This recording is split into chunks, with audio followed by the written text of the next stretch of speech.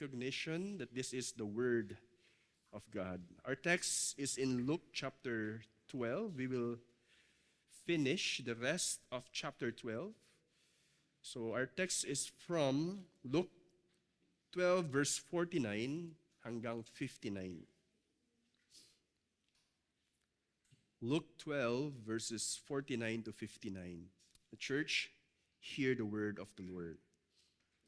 I came to cast fire on the earth, and would that it were already kindled.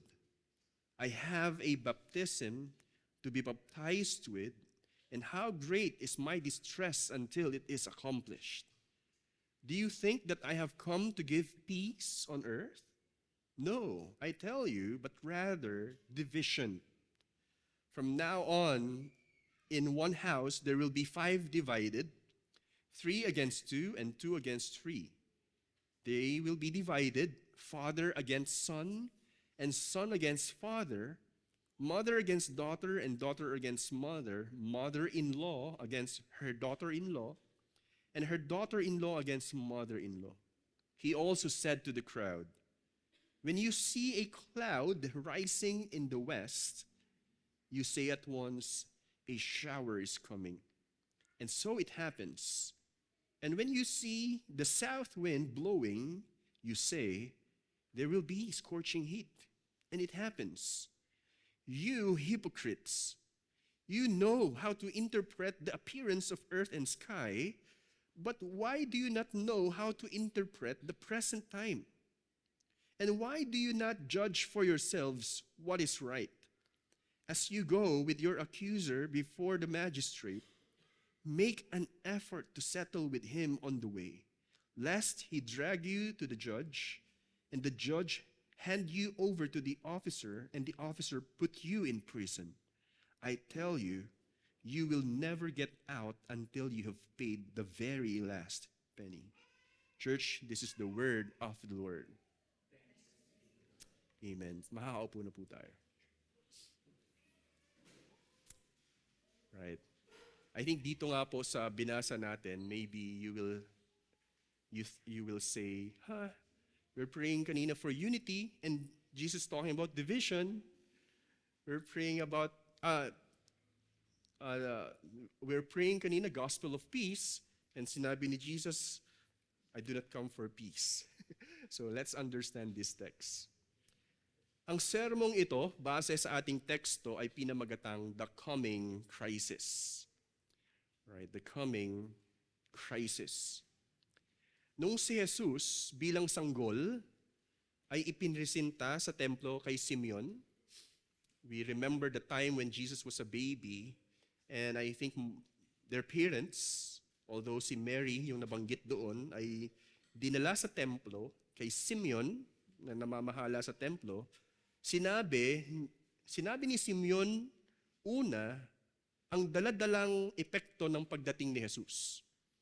It's like Simeon, after all, of course, nasiyahan si Simeon na pwede na daw siyang mamatay because nakita ko na yung consolation of Israel. Parang yun lang yung hinihintay niya sa buong buhay niya. But he said these words in Luke 2, verses 34 to 35. Right from here, sabi po ni Simeon, and Simeon blessed them and said to Mary, his mother, behold, this child is appointed for the fall and rising of many in Israel, and for a sign that is opposed. A sword will pierce through your own soul also, and so that thoughts from many hearts will be revealed. He blessed the parents, of course, and gave a word about the child, si Jesus, na pwedeng a good word sa gagawin ni Jesus, pero sa sinabi ni Simeon, lumalabas ang katotohanan ng tunay na maidudulot ng nadadalhin ng batang ito. Ang sinasabi dito, he is appointed for fall and rising of many in Israel. Hindi sinabi, he is appointed for the rising of many of Israel. Nagsimula sa fall. And for a sign that is opposed. maybe a good sign sana, pero yung sign na nakikita is like, there's something that will happen. At yung sinasabi, a sword will pierce through your own soul also. Yung meron daw tila na espada, natutusukin doon sa looban ng mga parents ni Jesus na masasaktan sila sa mangyayari sa batang ito. It seems na parang merong hindi kaaya-ayang pangyayari na ang maidudulot nitong hinirang na Mesiyas, itong baby na ito. So I want us to realize na from the beginning, ito na po yung parang itinakdang mangyayari sa pagdating ni Jesus. Sa puntong ito ng salaysay, pinahayag na mismo ni Jesus ang realidad na ito. We're talking about our text. Kanina sa chapter 2, si Simeon yung nagsasabi nito. Mapapansin po natin pagdating dito sa verse 49 ng chapter 12, si Jesus na po mismo yung nagsasabi ng mangyayari. Bagamat inaasahan, yes, na magkakaroon ng kaayusan ang mundo sa pagdating ni Jesus, ang epekto ng kaayusang ito ay hindi basta kapayapaan, kundi masasabing krisis laban sa mundong galit sa Diyos hanggang tuluyang mangyari ang ganap na kaayusan ng lahat. Medyo mahaba po yung sinabi ko. Again, to put it simply, although we are expecting na itong Mesiyas na ito ay magkakaroon ng kaayusan, actually yung mga Israelita in the prophecies of the Old Testament, they are thinking na manunumbalik yung glory ng Israel. Pero lumalabas dito, yes, that will happen, not merely about the nation, pero bago mangyari yung kapayapaang iyon, magkakaroon ng some kind of crisis para mangyari yung kapayapaang iyon. Yan po yung larawan dito. Especially kung merong panibagong tinatawag na new order sa pagdating ni Jesus. Kumbaga, ito na yung tunay na mamamahala, maghahari, may conflict ng transition sa kingdom of this world at sa kingdom ng Panginoon. Pumasok sa pamamagitan ni Jesus, kumbaga the word is, He invaded this darkened world at nagkakaroon ng tension sa unting-unting restoration na yun. At ang result, nagkakaroon ng crisis until everything will be restored. That's the picture. Although the whole picture points to this restoration, rest, ultimate rest, and peace. Pero we have to understand, because we are fighting, sabi nga, this darkened world, may war na nangyayari. Ito ang realidad na tinutukoy sa teksto kung saan patuloy na tinatawag ang lahat na maging matibay sa pagsunod kay Jesus sa kabila ng hindi maiiwasang krisis na dala ng pagsulong ng kaharian ng Diyos. The point here is, yes, there is this kind of division, sabi nga, or judgment, or crisis, but the point is, you need to make a decision to be stable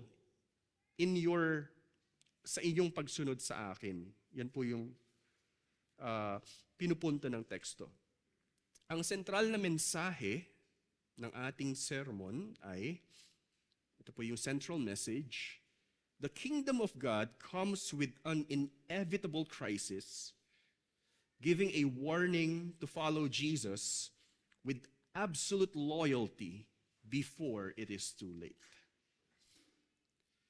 The kingdom of God comes with an inevitable crisis, giving a warning to follow Jesus with absolute loyalty before it is too late. Yung salita po na inevitable, ibig sabihin hindi maiiwasan. Hindi na rin kayang baguhin. It shall really happen. Meron daw pong krisis na paparating na hindi maiiwasan. Yan po ang ibig sabihin. Sa Tagalog, para madaling maunawaan po natin, sabi, ang kaharian ng Diyos ay dumarating na may isang hindi maiiwasang krisis na nagbibigay ng babala na sundin si Jesus ng may ganap o kaya'y buong katapatan bago pa maging huli ang lahat. This is actually consistent. We're not talking about the central message, but because of the text, mapapansin po natin last week yung tema na kung saan sa parable, sinasabi ni Jesus na dapat kayo ay maging handa. So yung call for watchfulness, consistent po itong nangyayari dito. Nabigyang diin ito, yung katotohanan ito, sa dalawang realidad sa teksto. Okay, una, verses 49 to 53, makikita po natin. Una, ang masasabi natin, we call it inevitable crisis. Okay, first is inevitable crisis. We have to understand na merong inevitable crisis. Hindi may iwasang crisis. Pangalawa, I called it in verses 53 to 59, crisis response. Okay, crisis response. Yung iba po sa inyo, siguro sa corporate world, maybe na-encounter nyo po yung term na crisis response. Meron po kasing mga nag-a-analyze sa business, let's say, sa corporation na mukhang meron tayong haharaping crisis at this certain point. So before that happens, we need to address what we need to do. So that is actually a technical term na ginamit ko na masasabi natin kahalintulad ng sinasabi ni Jesus dito sa mga teksto sa verses 53 to 59, which is he is saying, given na merong crisis na darating, this is what you need to do. This is what you should do at wala kayong dapat excuse. Ayun po. So simulan po natin sa una, verses 49 to 53. Inevitable crisis. Sinasabi po dito sa section natin, verses 49 to 59, kasi kung matatandaan po ninyo, last Sunday, nabanggit ko po na yung parable about the rich fool and do not be anxious at yung being a call for watchfulness ay tila iisang pananalita ni Jesus. Pero pagdating po dito, mukhang hindi po yun yung nangyari. Inedit po lumalabas ni Lucas itong mga binanggit sa ating teksto excuse me, na kung saan nais puntuhin o dalhin ni Lucas ang salaysay tungo sa pinakahigit na pangyayari. Kumbaga sa story or movie, let's say, ang movie or story ay lagi pong nakadisenyo na may panimula, good thing will happen hanggang magkakaroon ng conflict, magkakaroon ng tension hanggang sa magkaroon ng redemption until ma-reach yung climax na tinatawag. Sa ginagawa po ni Lucas dito, nilagay po niya itong sinabi ni Jesus para bigyang punto yung mangyayari again sa hinaharap, which is, the technical term is eschatology, yung mangyayari sa dulo. Okay? Yan po yung sinabi ng at least dalawang scholar na nabasa po natin. Pero simula dito, sa verse 49 hanggang extending I think to chapter 13, verses 1 to 9, next week yun po yung teksto natin, ito po yung parang section na kung saan masasabi nating ito yung climax ng buong sinabi ni Jesus. Masasabing dinadala ni Lucas ang salaysay sa climax ng buong mensahe ni Jesus. Patuloy na bumibigat ang kaseryosohan ng pagiging disipulo at pagkakatawag ng pamumuhay sa ilalim ng kaharian ng Diyos. We thought being a disciple probably is just be consistent in our being part of the church. We do this, we do that. We read our Bible and that's it. But here, meron pong ganong klaseng seriousness na ini-impress si Jesus na kung kayo ay tunay na susunod sa akin, this is what you need to do, this is what you need to know, and this should be your response. bumibigat at bumibigat po. Tignan po natin. Kaya bilang pambungad ni Jesus, look at these words in verses 49 to 50. I came to cast fire on earth, and that it would already kindled. I have a baptism to be baptized with, and how great is my distress until it is accomplished. Kumbaga parang, teka, ito ba yung Mesiyas na tila akala natin magbibigay ng kaayusan, pero ito yung sinabi? Ang paggamit ng imahe ni Jesus, for example, ng pagdadala, sabi nga, cast din daw, paghagis ng apoy sa mundo, ay mas may kaugnayan sa paparating na krisis na kanyang hatid. Okay? Dalawa po kasi yung mga common na naiisip dito. What do you mean fire na dadalhin ni Jesus? Ang isa, positively, sinasabi yung fire daw ng Holy Spirit that will cause, yes, enablement para maging epektibo yung mga disipulo. Pero if we will follow along yung context, mukhang ito yung common na imahe ng judgment. Or shall we say, crisis. Okay? So God being the ruler, ito yung kahihinatnan ng sino man na hindi magiging iisa sa Diyos, sabihin natin. Yun po yung masasabi natin. No? Now, sinabi din po yung baptism, ang bautismo naman na tinutukoy dito ay malinaw na patungkol sa paparating na paghihirap na tatamasahin ni Jesus, kung saan sinasabi niyang siya ay nababagabag hanggat hindi pa ito nagaganap. Don't think about the baptism itself. Pero when we talk about baptism, it's like you are being parang, what do you call that? Kasi yung baptism na naisip natin, yung sacrament na ginagawa natin dito, pero babautismuhan ka ng suffering, yun yung sinasabi. You will be baptized with suffering. Sabi ni Jesus, if you will try to read slowly, I have a baptism to be baptized with, and how great is my distress until it is accomplished. Ano po kaya yung tinutukoy ni Jesus dito? Okay? This is the baptism of suffering towards the cross. Kasi alam po natin sa puntong ito ng salaysay ni Lucas, si Jesus ay patungo na ng Jerusalem. Sabi niya, siya daw ay nababagabag hanggat hindi pa ito nangyayari. Ayan. Ang bautismo, yes, yun po ang tinutukoy dito. Pero bagamat sinabi ni Jesus na ito yung baptism na kanya pong tatamasahin, sa isang banda, ang mga ito ay masasabing patungkol sa haharaping pagdurusa, yes, mismo ni Jesus sa krus, na may kaugnayan po ito sa mga disipulo. Hindi lang po kay Jesus, pero patungkol din po sa bautismo ng pagdurusa na atin din pong pagdadaanan. Yan po ang sinasabi din dito. Kaya sunod na sinabi ni Jesus in verses 51 to 53, ito po yung sinabi, do you think that I have come to give peace on earth? No, I tell you, but rather division.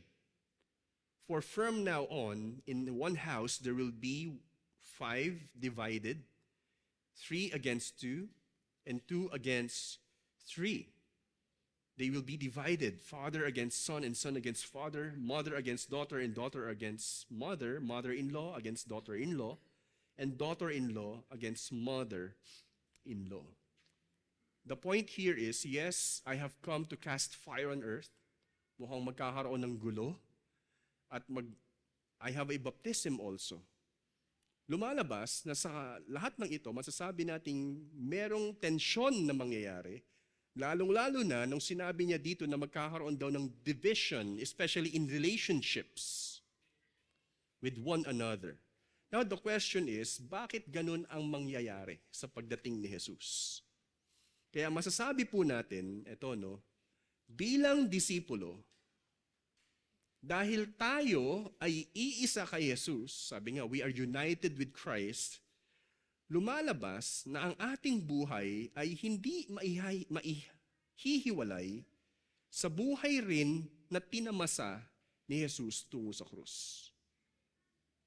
Did you understand?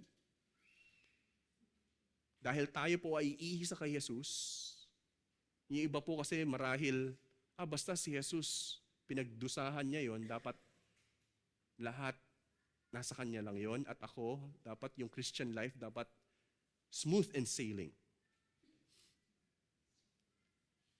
Okay? Later, we will see kung ano yung sinabi ni Jesus patungkol dito. Pero that's the picture. Expect that since we are united with Christ, we are united in everything to Him. Pinupunto ni Pablo din yan sa kanyang mga sulat. Sa makatuwid, ang buhay ng mga mananampalataya ay iisa kay Jesus, na iisa kay Jesus, ay patungo rin sa hindi maiiwasang partikular na krisis kung saan nairerepresenta ng krus. If Jesus is like going towards Calvary to the cross, there is a particular cross also, let's say, for every believer na tayo po ay dinadala doon para patuloy tayong mahubog patuloy kay Jesus. Ayan po. Hindi man literally cross katulad ni Jesus, pero there's that kind of cross for each one of us. Just like what I've said, direktang binanggit ito ni Jesus sa John 15:20-21. Sabi po dito ni Jesus, "Remember the word that I said to you. A servant is not greater than his master." We all agree. "If they persecuted me, they will also persecute you. If they kept my word, they will also keep yours. But all these things they will do to you on account of my name, because they do not know him who sent me. If the servant is not greater than their master, hindi pwede na kung ano yung naranasan ng ng master, ay hindi mo rin maranasan. So kung ano yung naranasan ng master, dapat maranasan mo rin yon. Yun po yung sinasabi. Hindi pwede na ito ikaw, konti lang yung mararanasan mo dapat. You are just a servant, you are not greater than your master. Therefore, sinasabi dito, if they persecuted me, they will also persecute you because of me. Right? That's the picture po dito. Na dahil kay Jesus at sa iyong pagsunod kay Jesus, may epektong krisis po yun. Hindi po maiiwasan iyon. People will not like you. People will not be happy sa mga sinasabi mo. They will look at you as if this is a totally different person now. Hindi maiiwasang humarap tayong mga disipulo sa pagdurusa dahil mismo kay Jesus na ating sinasampalatayaan. The point here is, meron po tayong haharaping krisis dahil ang mundo ay ayaw mismo kay Jesus. It's not because of us. Inaasahan na ang iba ay humantong sa pagtakwil ng pamilya. Tulad po nito. That's why father against their son, mother against daughter, because of their faith in Christ. Yun po ang nangyayari dito. Inaasahan na ang iba ay humantong sa pagtakwil ng pamilya dahil sa kanilang pananampalataya, gaya ng nararanasan ng mga Kristiyano sa ibang bansa, sa bansang iba ang kinikilalang relihiyon o kahit dito mismo sa ating bansa. Tayo po bilang mga Kristiyano sa Pilipinas, pag kayo ay naging Kristiyano, ang mangyayari lang po, okay, sige, you're free to go there. Especially if we are in the Roman Catholic religion before, hindi ganun yung tension eh. Pagdating po sa ibang bansa na kung saan ang relihiyon ay hostile sa Christianity, it means separation po talaga. What does it mean to be a Christian, let's say, sa Afghanistan? sa Syria, kung saan nandun yung mga ISIS. Or kung saan man. Even in China. What does it mean to be a Christian in that part of the world? It means you will suffer. If you're a Christian, along the way, ikaw ay namuhay bilang Muslim kasama ang pamilya, itatakwil ka ng iyong pamilya, hindi ka patitirahin sa kanilang bahay. Even if you're, let's say, pinapasukang trabaho, nalaman na ikaw ay Christian, hindi tatanggalin ka sa trabaho. That's what it means to be a Christian sa ibang mga lugar na kung saan yun po ang, kumbaga, hostile sa Ebanghelyo. And if we will also try to know yung context po nito, ito yung dadanasin ng mga Kristiyano even after Jesus ascended back to heaven. Severe persecution from Rome. The temple will be destroyed. They will be cast out. Kaya nga si Peter, merong letter.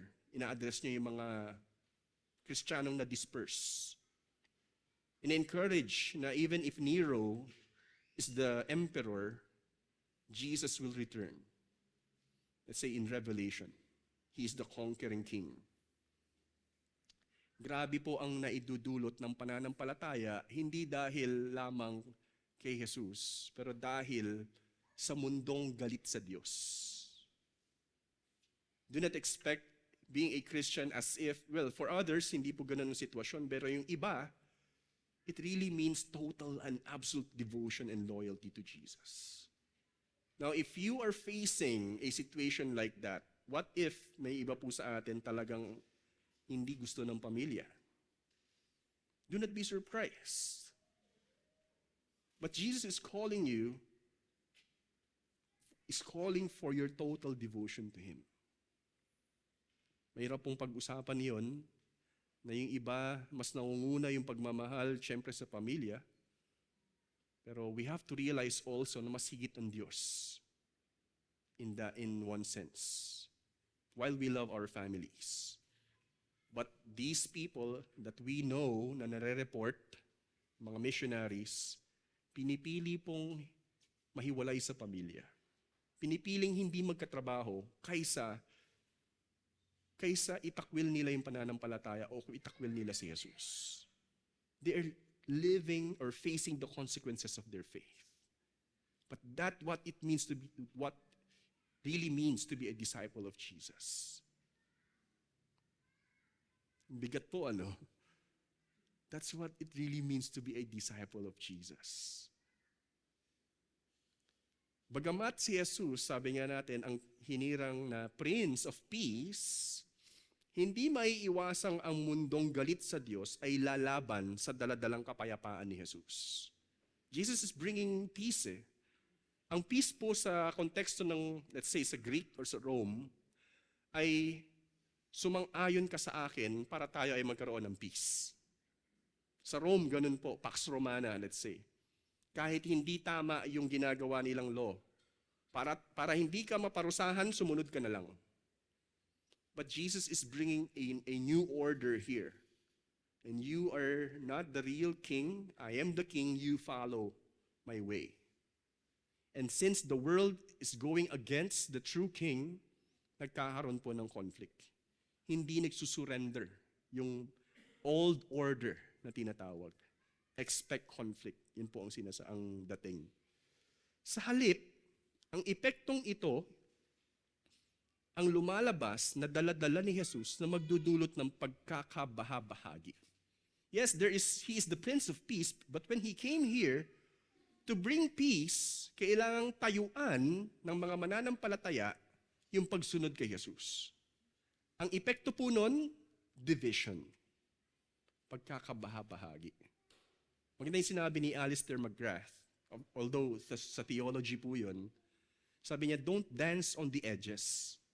Yung parang sumasayaw ka sa edge. Kasi malalaglag ka eh. Iba yung side nun, iba yung side nito. Pumili ka ng isang side lang. Huwag kang pumunta sa middle. Na pwedeng ako ay Kristiyano, pwedeng hindi. Don't dance on the edges. It means piliin mo yung isang side lang. In our context, piliin mo si Jesus. Huwag kang sumayaw na pupunta ka minsan sa kabila, pupunta ka naman kay Jesus. Absolute loyalty to Jesus ang requirement. Pero pinapahiwatig dito ni Jesus na mangyayari ito dahil yung division, dahil tatayuan ng mga mananampalataya ang pagkakatawag ng pagsunod sa Diyos ng higit sa sinumang tao, kahit sila pa ay ang ating pamilya. Nakuha po ninyo? Magkakaroon po talaga ng division because true followers of Jesus will choose Jesus. They will choose to really sacrifice as if mahalaga yung pamilya, pero dahil sa tunay na kanilang pagkaunawa sa pagiging hari ni Jesus, pinipili po nilang sumunod kay Jesus.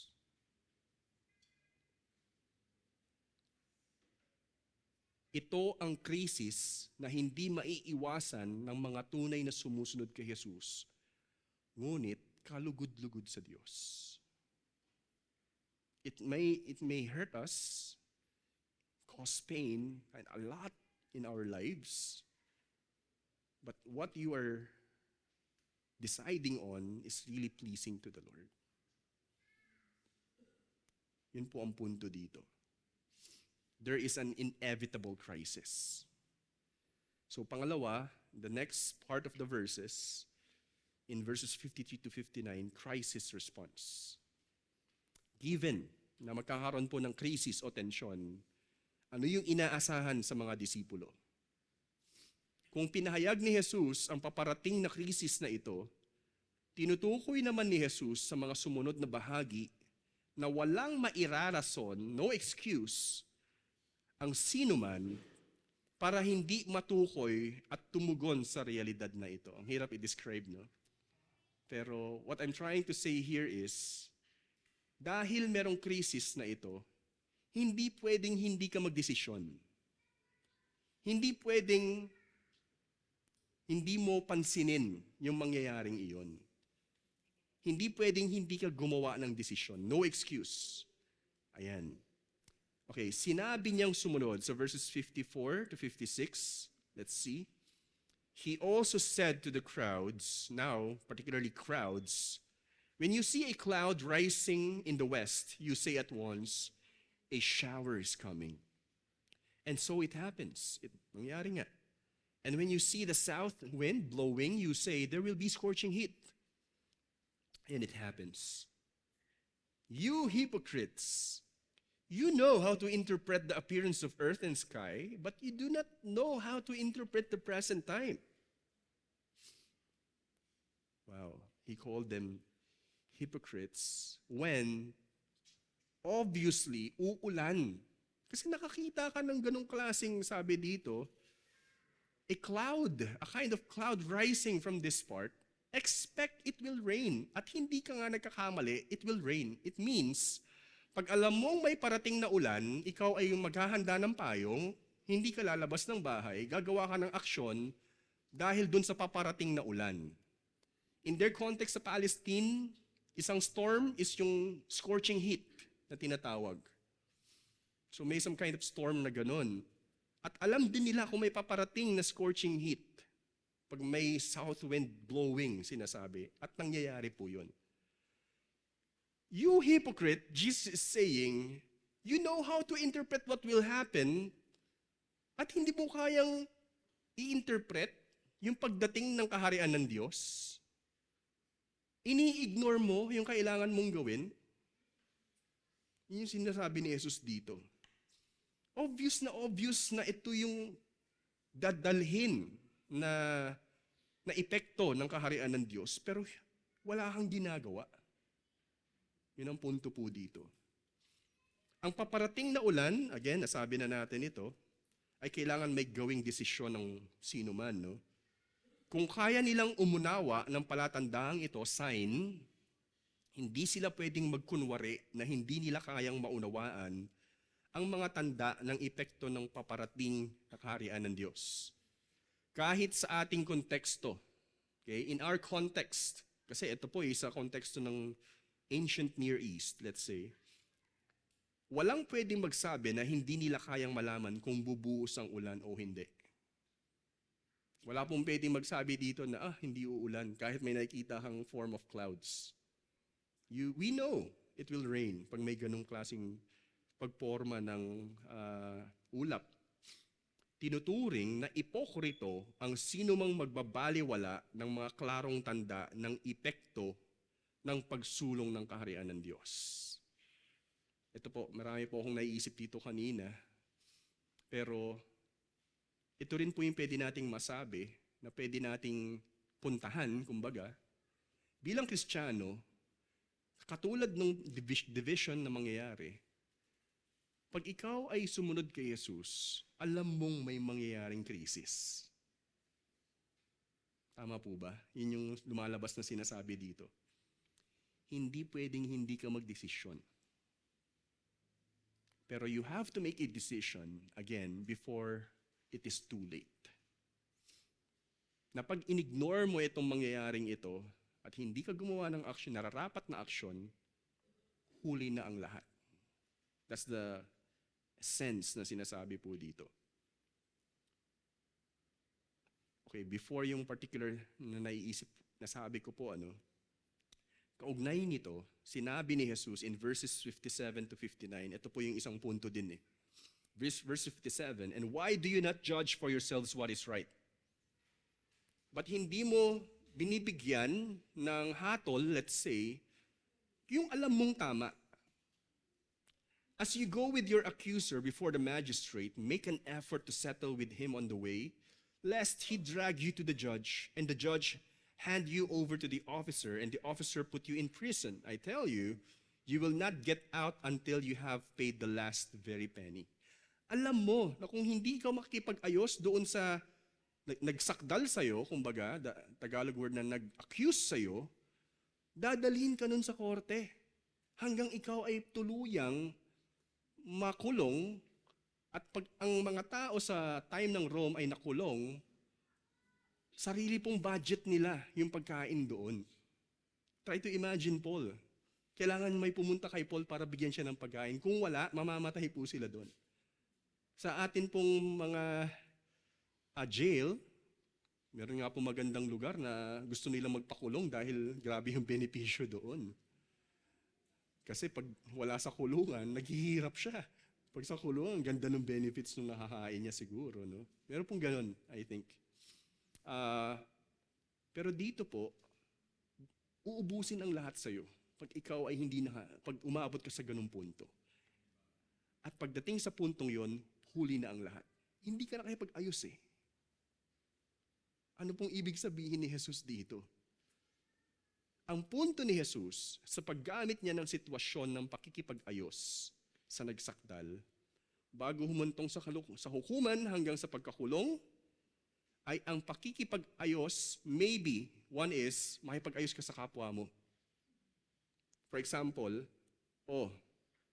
hindi dahil Kristiyano ka na, yes, you are a complete clean slate, pero meron kang naagrabyado na alam mong kailangan mo makipag-ayos Hindi yun basta, Lord, forgive me and you're forgiven, yes. There are things na kailangang harapin ng ibang tao para totally ma-restore. Hindi pwedeng i-ignore po yun. Dahil maybe darating ang panahon, sisingilin ka doon. There's that kind of crisis, let's say, na uncomfortable po sa atin yun Tension yun sa atin Kung pwede, wag na lang, kalimutan ko na lang yun. Pero there is a need, hindi man sa lahat. Maybe you will identify kailangan kong gawin yon. Then you have to do that. Pero ultimately, ang sinasabi po dito, makipag-ayos ka sa Diyos. Ultimately. Meron kang ginawang mali, huwag mong hayaan na, for example, ito binabasa ko po kanina yung, nasa parte ako ng Old Testament sa Exodus. I love Exodus. Yung plagues. How many plagues? 10 plagues. It took 10 plagues for Pharaoh to finally let go. At severe po yung ginagawa, yung consequences nung hindi niya pag-let go ng people. How many times should you receive such plague also in your life before you finally let go of yourself and follow God?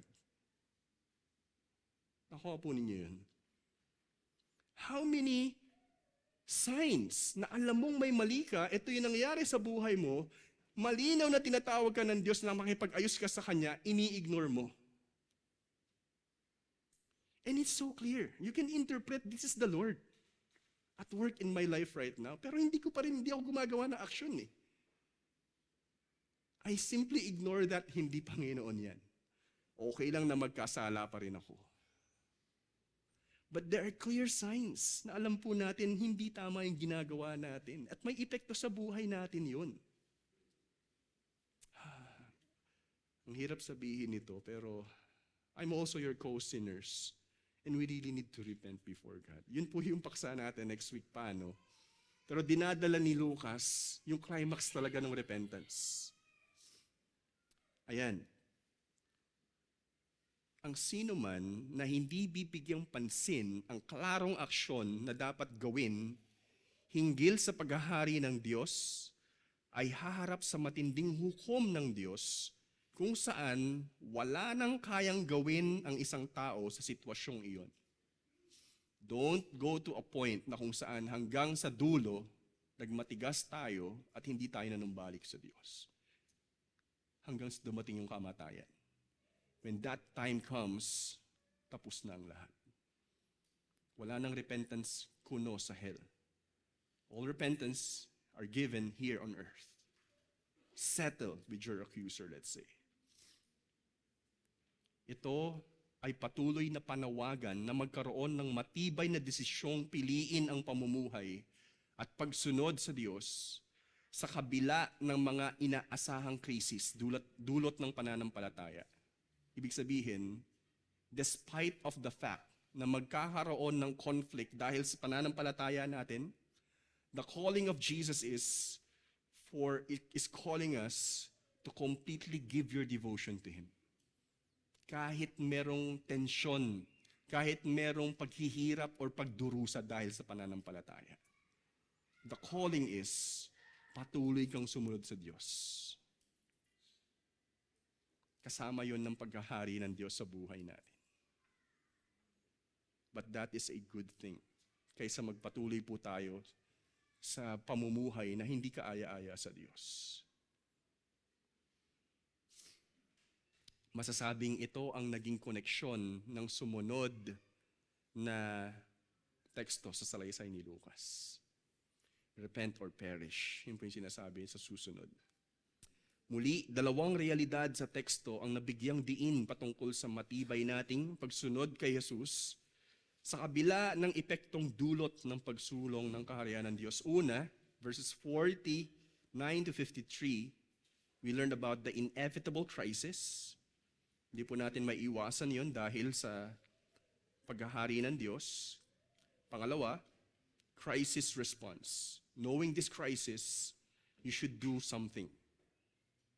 And you should choose what is right before it's too late. Ngayon, sa atin pong pagbubulay-bulay o kaya pagmumuni-muni, let's think about these questions. Una, bilang disipulo,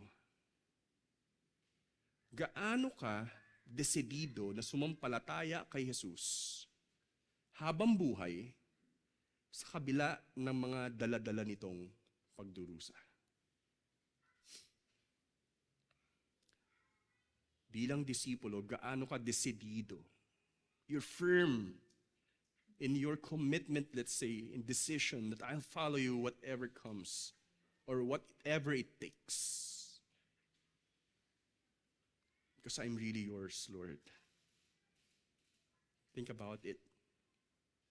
Pangalawa, nagpapasakop ka ba sa tawag ng Diyos na iayos ang iyong buhay base sa mga klarong tanda na nangyayari sa iyong buhay? Did you get the question? Nagpapasakop ka ba sa tawag ng Diyos na iayos ang iyong buhay base sa mga klarong tanda na nangyayari sa iyong buhay. You know na this particular event in my life is the calling of God for me to repent. Are you submitting to it? Or are you simply ignoring it? And you choose to continue in your own way. Kaya nga sabi niya, you hypocrite. You know the signs of time and you know etong pagkilos ng Diyos at hindi ka gumagawa ng action. Hard truth. And then pangatlong tanong, sa kasalukuyan mong sitwasyon, ikaw ba ay patuloy na nagsasaayos ng iyong buhay kay Jesus bilang pagtanggap sa mga kalakip nitong aksyon? Ibig pong sabihin, marahil ang iba po sa atin bilang mga Kristiyano, hindi lang overnight yung pag-aayos ng buhay. The question is, willing ka ba na magpatuloy sa pag-aayos na yon kahit meron pang paghihirap na pagdaraanan doon? Especially, kailangan mong pagdaanan yung mga nangyaring hurts, iayos yon, mga pains, iayos yon. There will be surprises na hindi mo alam na mangyayari pala to sa pamilya mo. Willing ka ba na magpatuloy pa rin sa Diyos kahit hindi mo gusto yung nangyayari sa pamilya mo?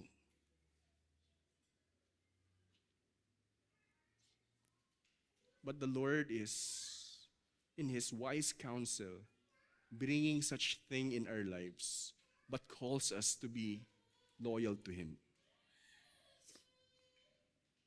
Absolute loyalty. Naway mabago ang bawat isa sa katotohanang the kingdom of God comes with an inevitable crisis, giving a warning to follow Jesus with absolute loyalty before it is too late. Tayo po'y manalangin. Panginoon, salamat sa inyo pong salita at sa teksto na ito. Tunay, O Diyos, na ang pagsunod sa inyo ay hindi lamang pagbibigay ng parte ng o kaya'y isang bahagi lamang ng buhay namin. We should really recognize the one who calls us. We should really understand what it means to follow you.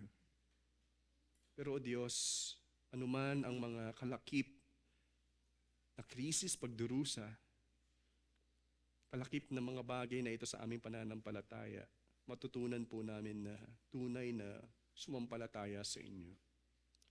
Dahil alam namin na ikaw ay karapat-dapat na sundin sa buhay na ito, O Diyos. Ang saysay ng aming buhay ay ikaw, O Diyos. Tulungan niyo po kami bilang disipulo na lumago sa pagpapatibay ng aming pananampalataya sa inyo. At tunay na magpasailalim sa pag-aayos ng aming buhay, whatever is needed para maging maayos ito. Dahil ito po ang inyong pagkakatawag sa amin, O Diyos. Tulungan niyo po kami na maging tapat at tuluyan, O Diyos, na maging sa iyo, O Diyos. Na kami ay willing to surrender everything, as in everything for you, O Lord, for your glory. And for the sake of the goodness ng buhay namin. Ngayon, salamat muli at tinitiwala namin ang lahat ng ito sa iyong kapurihan at pasasalamat sa pangalan ni Jesus. Amen.